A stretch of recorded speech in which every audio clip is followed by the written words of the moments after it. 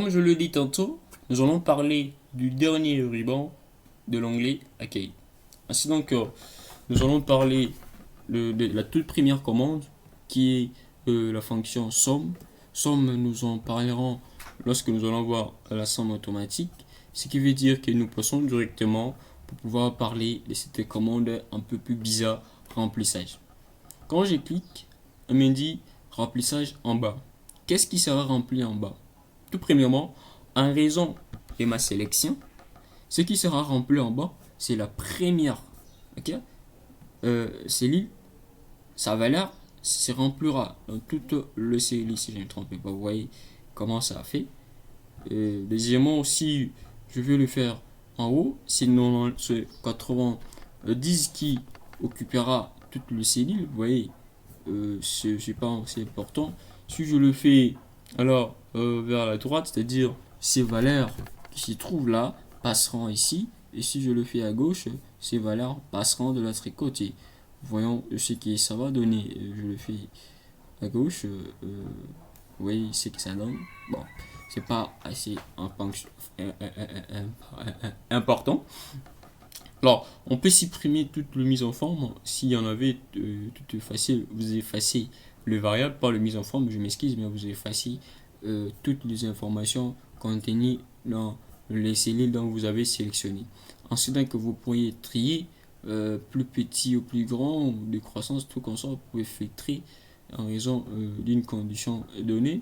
Ok, cherchez par exemple votre filtre. Je peux chercher le valeur qui correspond à 90 par exemple. Je peux les filtrer. Ok, je suis là. Donc là, j'affiche le valeur en fonction d'un filtre. Ok, je ne vais pas trier, mais je vais filtrer. Je peux effacer tout comme je veux. Vous voyez, c'est simple. Je peux trier tout ce que vous voulez. Filtrer, en fait, c'est une procédure qui alors vous permettra d'afficher le résultat en fonction d'un filtre. Et ce filtre, c'est une condition. Dans ces cas, je vais filtrer pour de valeurs, afficher toutes les valeurs qui correspondent ou qui sont égales à 90. Raison pour laquelle vous voyez que cela est aussi bien effectif.